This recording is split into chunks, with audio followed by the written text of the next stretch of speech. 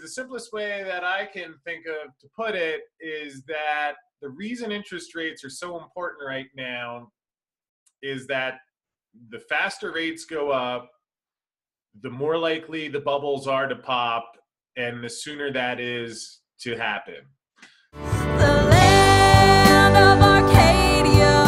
Well, hello there, my friends. Chris Marcus here with you on Friday, June 15th, 2018 for Arcadia's weekly market wrap-up.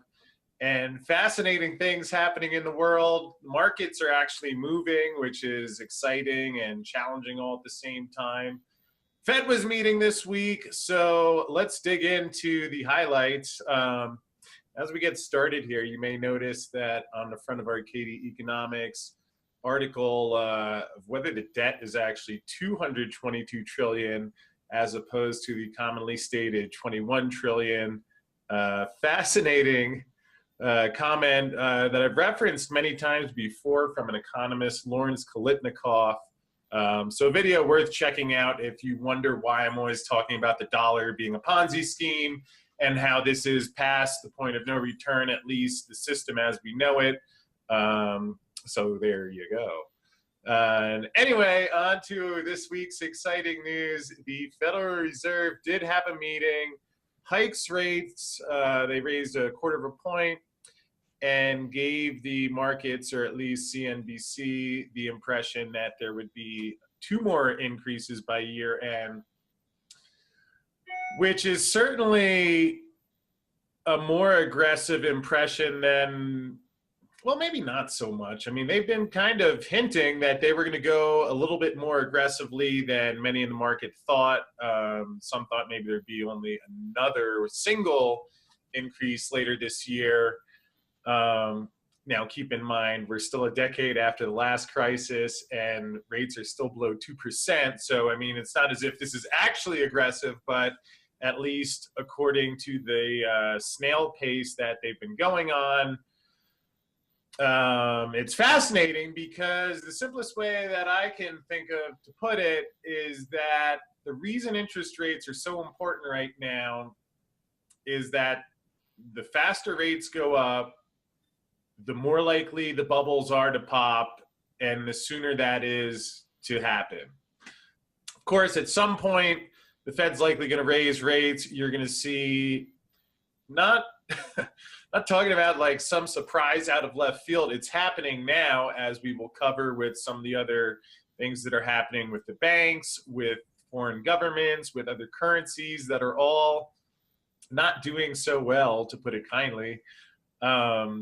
So there's every reason. I mean, here the Fed says in a statement that economic growth has been rising at a solid rate and an upgrade from moderate in May.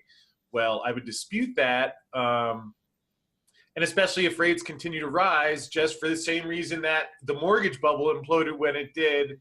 It began in 2007, 2008, as rates were going up. For the same reason that, as Ben Bernanke, former Fed chairman himself, said in his 2011 Washington Post op-ed, that basically the whole point of lower interest rates is to give the appearance, create the conditions of wealth, because you have a ton of money flying around.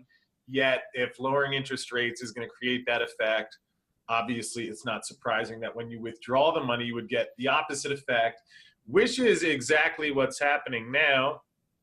And if we look over here, also interesting, European Central Bank says its massive bond buying program will likely end in December.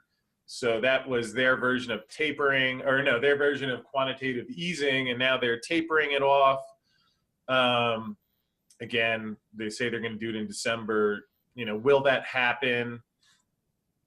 Well, I personally, now this is just a guess, but I would say no, because based on the things that are happening now, I have a feeling that the world is going to be in a much different economic environment by the time we reach December. And it was interesting. I was listening to an interview last night where someone was wondering how come we have these crises going on in Italy, rumors of more trouble in Spain, and of course Argentina, and how come the interest rates in some of the places, in Italy in particular, aren't higher. And here's your reason: because the ECB has been buying a lot of these bonds So similar to the dynamic that exists with the Fed, and if they stop buying the US treasuries and China stops buying the treasuries, we're hearing speculation Japan is not buying treasuries. So who's going to buy them? And if interest rates continue to rise, which is what would happen if there's no buyers for the bonds, that's always been the somewhat inevitable outcome, or really, there may be a better way of phrasing it. The Fed has always been in that position that after they printed so much money, either they continue to print it all into oblivion to keep propping it up, or interest rates go up. And we saw what happened. We've seen what happened with interest rates just hitting 3%. And I always think back to how in 1980, Paul Volcker had to raise interest rates to 20% to normalize things given the debt and currency expansion back then. I mean, what was it, like 200% interest rate? I mean, we'll be leaving credit card at 20% would look like a good deal compared to that. And of course, the dollar system as we know it would implode well before that. So again, okay, they're both of these major central banks saying they're going to stop printing, and but the Fed sees the growth being strong. Another reason why I dispute that is then, again, today, China strikes back, retaliates with $50 billion tariff on U.S. goods. Just as China promised, they have responded immediately to President Trump's very big tariffs. I like that. And just unveiled $50 billion in tariffs against U.S. goods, including soybeans, which actually maybe that's not so bad. I hear soy isn't so healthy for us anyway, but light aircraft. Oh no, orange juice. Goodness, we got to do something about that. Whiskey and beef starting July 6th. What's the takeaway here? Again, at the same time interest rates are going up, there's a trade war going on. Now I wonder who's really behind the scenes with what intention.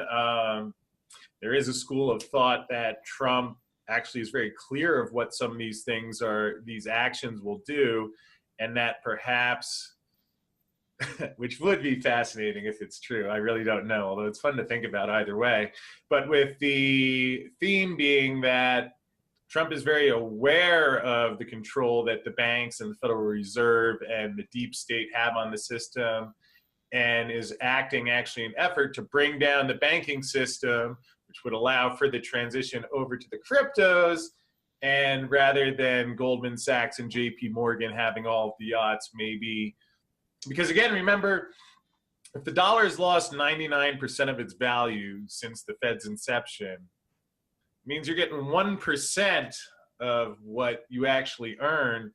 So imagine if you just got a portion of that back, and maybe if you got 10% of what you actually earned, and everybody woke up tomorrow morning and you just take your salary or your income, let's use income better than salary, and multiply it by 10.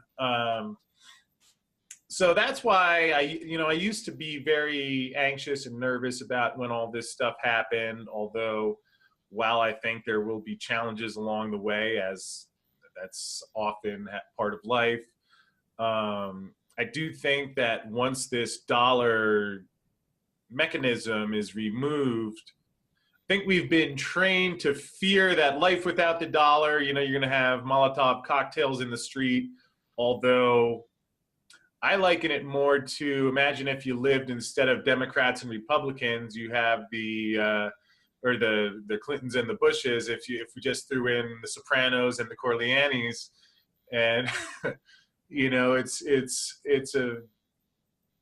it's fascinating how it's set up, with the point being that, again, we'll see how these things play out, but I like to see the positive that's coming out of this.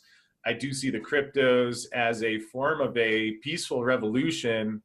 So anyway, but at least on the surface of it, based on the headlines we read and the things that governments are supposedly doing, again, if the Fed thinks growth is going to be strong, here's another reason that that might not be so likely to occur. And then here's another reason that that might not be so likely to occur. Some of the most systemically important banks in the world are tumbling. Interesting. Let's dig in here. Since the Federal Reserve did what?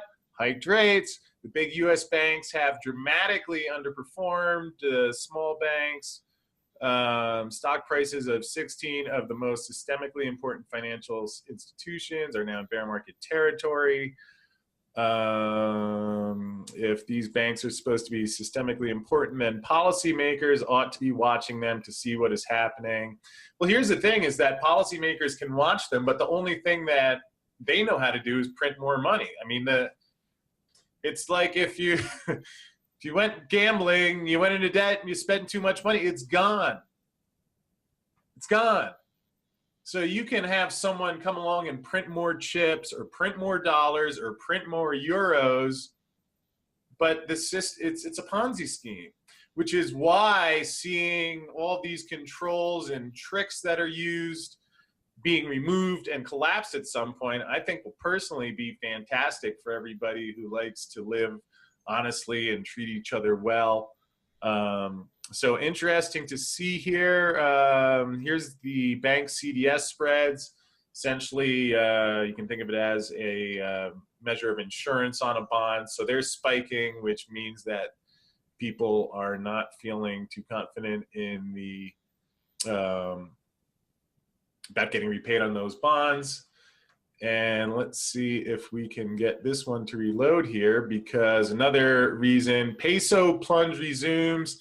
Time to fire another Argentine central bank chief. Again, there have been some problems with, to put it lightly, with the Argentine currency. And just here, there we go.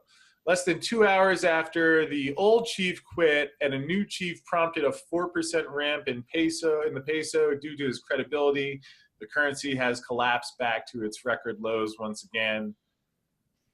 The kind of commentary that once you hear it usually means that things aren't so great. So, you know, it's amazing all these things that are happening. The Fed doesn't see any potential impacts of all of these. Well, I imagine that they will soon enough. But more importantly anyway, you know, what do you actually do in response to these things? Did have an interview with Maurice Jackson earlier this week. Great man, great investor. It was great to have him on the show. And also has a really good mindset of helping, you know, take it one step at a time and think, where am I? What can I do about these things? So if you click on the Arcadia YouTube channel, you can check that out, as well as how to contact Maurice, who runs Proven and Probable. And it was really fun talking with him this week. So with that said, a quick check on the markets. The cryptos have gotten pummeled again this week. Bitcoin down below 7,000. Litecoin under $100. Although I'm excited, I have a transaction going in, and I'm going to be buying some more at these prices. Also likely to buy some more Veritasium, possibly a few others. But certainly at these prices, given that nothing has changed with the fundamentals of the current financial system, and while we still await further adoption, at least as I look behind the scenes or on the surface of it, it still seems like the long-term picture is very well intact to me. So if you're able to buy something cheaper, that's what I'm doing. Again, that's not advice, because I don't know your exact situation, and I don't really believe in that whole government licensing system. So I am not a licensed financial advisor, but a guy who used to work on a trading floor and finds all this stuff fascinating. So if you would like to contact me, there is a link below if you do have questions about any of that. And then interesting day in the precious metals market. As you can see, the price of silver got hammered. Same happened with gold. Why would such a thing happen? Well, I've said it 8 billion times before, but let's take a look at gold, zero hedge here. Gold and silver monkey hammered below critical support. Again, there often is a lot of money positioned around those even numbers like $17 or $1,300 for gold. And for context, the last 4 hours have seen around 260,000 contracts dumped through gold futures, or around $34 billion notional. Let's see, was he talking about gold? I guess that's gold. Either way, that's a massive amount. Again, we see this happen over and over again. CFTC, SEC, any regulators, it's not a mystery. Come look. Disappointing what have seen from the CFTC. And again, my intention isn't to bash anyone, although it was disappointing. James McDonald, who was a new CFTC regulator, came in about a year ago. Many people had heard he had a really clean and honest reputation and might actually look into some of the things that were going on. And I remember actually listening to his podcast that they put up on their site, which I did not like, because he sat there and said, we're trying to police this, send us tips, there's rewards for people who report and whistleblowers.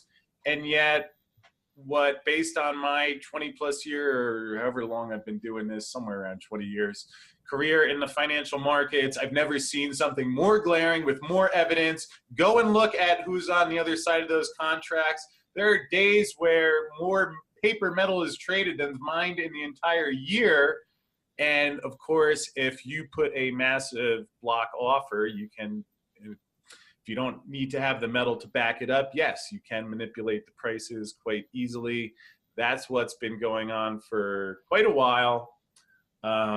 So unfortunate that perhaps the regulator's not going to do anything yet, still to the degree that nothing has changed the long-term fundamentals. I expect that scheme to not last too much longer.